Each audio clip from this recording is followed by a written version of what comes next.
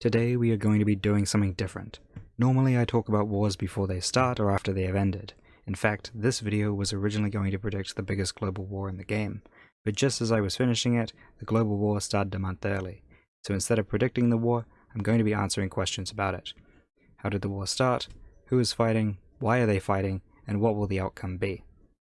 To understand why they're fighting, we need to go back in time a few months, to when the game looked very different.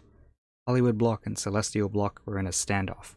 Hollywood was the strongest faction in the game, and Celestial was the only rival that stood a chance at defeating them. Hollywood took the initiative and attacked Celestial. The war lasted a month and Celestial lost 400 billion, and it shattered their resolve. Hollywood Block only lost 200 billion, but now they sat alone on a throne of skulls. If they didn't act, the rest of the game would unite and surely defeat them. So in order to avoid being defeated, they split into two new blocks, Withheld and GGO.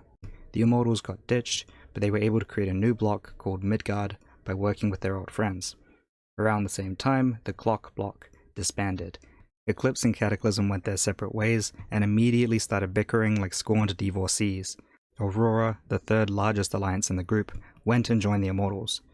And then the whole game waited with bated breath because Celestial hadn't moved. Only one giant faction remained, and it wanted revenge. We know it wanted revenge because the revenge plan was immediately leaked when one of the alliances in Celestial had a leadership crisis. An old and trusted leader retired, and the noob that replaced him fell into one of the most important conversations in recent memory, with no care for secrecy. The whole game picked up their pitchforks and torches, and Celestial disbanded just like Hollywood. Rose teamed up with Eclipse to form Ouroboros, and attacked GGO to fulfill the revenge plot. That war ended with a non-aggression pact that lasts until January 1st. Meanwhile, the Syndicate teamed up with Cataclysm to form Wayward, and apologized 100 times for justifiably wanting revenge. A bunch of mercenaries named Hand of Fate also attacked Withheld and destroyed more than 120 billion. It was suspiciously timed, and I personally believe that Ouroboros hired them to do it. If they did, it backfired because Hand of Fate joined GGO after the war to form Hog. Finally, the Backrooms block disbanded, or maybe imploded is a better word. The Backrooms was led by Carthago and the Commonwealth, and they both had very different perspectives. The Commonwealth felt like it was the leader of the bloc and unilaterally signed new treaties and tried to boss everyone else around, whereas Carthago didn't feel like it was beholden to the rest of the bloc and kept doing things which might get them in trouble. Specifically, a few of their members spied on Aurora and paid for attacks on both Aurora and the Commonwealth. One of the members also ran these in-game advertisements. Very funny, 11 out of 10. How he got them approved by the admins, I have no idea. Eventually tensions reached a boiling point and the block split in two. Carthago joined Withheld block, and the Commonwealth unofficially joined Midgard. Midgard will defend them, and they'll defend Midgard for the next few months, but after that they'll have to find a new home. And that's everything that's happened leading up to this global war. If you're already fighting, you might realize that every part of that is a Chekhov's gun. This is what the game looks like now, but this is what the game really looks like. Ouroboros is the most powerful block in the game, and the only way to defeat them is if Hog, Wayward, and Withheld team up after January 1st. Everyone knows this fact, and that there's a plan, but there are no in-game treaties between the groups, so they are often referred to as the Secret Coalition. If Ouroboros waits until after January 1st, then they'll be defeated by the Secret Coalition, but if they fight before January 1st, then half of the Secret Coalition won't be able to fight, and Ouroboros is sure to win. Furthermore, if Ouroboros signs a non-aggression pact with Wayward and or Withheld before January 1st, then they are guaranteed to defeat Hog as well. It's a strategy that would make Napoleon proud, and it's so easy that the Secret Coalition is intensely paranoid about it. As this tension was brewing, then Midgard increased their military a little bit, and then out of nowhere they attacked Withheld. Everyone was so focused on the coming war between the Secret Coalition and Ouroboros that they completely ignored Carthago spying on Aurora, and the war that was sure to come of it. The Secret Coalition suggests that the spying is just a pretext, and that Midgard is secretly working with Ouroboros to defeat them. That may be true. There's no evidence for it at the moment, but that may change, since every new day new information comes to light. Now that we've painted a picture of the war, let's dive into the details. Midgard attacked on the 12th of November 2022, and focused all of their attacks on the Knights Radiant. Name Withheld, another alliance in the Withheld block, was ignored by comparison. Polaris, which has a lot of larger nations, was completely ignored and is yet to fight a single battle in the war. Midgard followed up its attacks with declarations of war on the forums. Most of these weren't interesting, but one of them was. Aurora's post explained their justification for war and started a fiery debate over the facts supporting their argument. Feel free to read the posts and come to your own conclusion, or I can create a follow-up video analyzing them and comparing the justification for this war to that of other wars. And if nothing else, you should read Withheld Block's counter-argument. It can be summarized as, Carthago did do those things, but that was before they allied us, and we thought we resolved this already. 6 hours after the war started, then Cataclysm declared war on Midgard and its unofficial allies.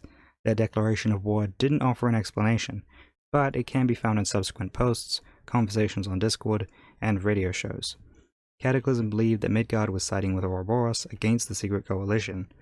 Midgard was going to rule Withheld, and then Ouroboros was going to rule Wayward, and then Ouroboros would rule Hog in January. By defending Withheld, there was a chance the Secret Coalition could defeat Midgard, and then turn to fight Ouroboros from a better position. They would probably still lose, but it was the least terrible option.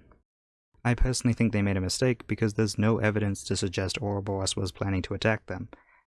However, both Withheld and Cataclysm have alluded to confidential information which made them certain, probably procured by spies, and if they were certain, then their move makes a lot of sense. I mentioned Cataclysm joined this war, but they aren't the only alliance in Wayward. Where is the Syndicate? What did they do? Well, the Syndicate cancelled their treaty with Cataclysm, and cited their participation in this war as the reason why. It's not terribly clear why they made this decision, but there are a couple of reasons which could contribute. Firstly, the Syndicate is still bitter about losing to Hollywood, specifically TKR, and does not want to defend them. Secondly, they don't seem to believe that Ouroboros was planning to attack them, or at the very least, they don't want to fight them right now. Their treaty with Cataclysm was unusual, so I'm going to explain it a bit. When they signed their treaty, they described it as a mutual defense pact, but they did not write any terms, and when the Syndicate cancelled their treaty, they mentioned 72 hours notice, which means it's in effect for the next 3 days after their post. This information would be meaningless, but for the fact Eclipse attacked Cataclysm an hour after the cancellation. The Syndicate was suddenly caught in a bad position. Midgard was winning against Withheld, half of Ouroboros had just defeated half of Wayward, and the Syndicate was obligated to defend Cataclysm, which would lead them to be attacked by the other half of Ouroboros. They were honor-bound to sacrifice themselves for Cataclysm, and suffer a devastating defeat. The Syndicate sacrificed its honor instead, and made the smart decision not to defend Cataclysm. They justified this decision by arguing that Cataclysm was engaged in an offensive war, and that their treaty wasn't active for the duration of it. Cataclysm refuted this argument pretty easily. Eclipse's declaration of war against them made references to Midgard's war, but was not a part of it. Eclipse was only fighting Cataclysm, and not Withheld. The Syndicate has ignored these arguments, and their next move is one of the biggest mysteries. Who will they ally next? Will they be able to find new allies after this move?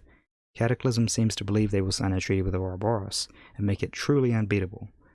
Their evidence for this is that Eclipse attacked 10 minutes after the Syndicate's cancellation, and there seemed to be some cooperation between the two. I'm not so certain. The Syndicate could still be plotting to fight Ouroboros in January.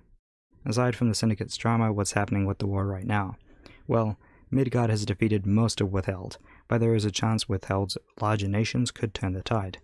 Cataclysm got rolled, and it's unclear if they are staying in the war or leaving it soon. And finally, Eclipse will be leaving the war after a few rounds. Midgard is safe, so their job is done, and they don't want to be wasting money fighting. Before we discuss the outcome of the war, it's worth talking about the wild card. At the start of this war, only one bloc remained fully militarized, Odd Bunch. It wasn't because they were plotting a war or predicting one to happen soon. It was because they were being raided by pirates. They just so happened to be in the right place, at the right time, to change the tide of a global war. Odd Bunch is a lower tier bloc, so in a conventional war, they aren't that useful. But this global war is between Midgard and Withheld, and is being fought predominantly in the lower tier. Odd Bunch could provide the ultimate shield for Midgard, or serve as a dagger that could cut into them for Withheld. And so as soon as this war started, some eyes turned to Odd Bunch and waited to see who they would help. And those eyes would remain watching them for the rest of the war so far. Odd Bunch has decided to remain neutral for many reasons, but a couple of them are self-evident. Firstly, they don't really care who wins the war. Secondly, neither side seriously requested their help, before it started or in its early stages. At least neither side gave them a compelling reason, or offered them anything to help. So what will the outcome be? There are lots of ways you can participate in this war and change the outcome. That's the beauty of a global war. Some people fight in the front lines, others trade resources that fighters consume, and even more people argue on the forums and Discord to sway public perception. One of the coalitions might look like it has won the war on the battlefield, but the war is far from over. In fact, it's only beginning. For the next month, the war will rage, and hundreds of billions will be destroyed. Dozens of players will quit, and twice as many will put their nations into vacation mode. And when all is said and done, an even bigger war will be looming in the background, a rematch that the diplomats have spoiled for us this week. With all that said, my money is figuratively on Midgard. They've got a numbers advantage right now, and the secret coalition is fracturing. If you liked this video, feel free to like and subscribe. Only 30 or so % of my viewers are subscribed. Might be more now. Perhaps.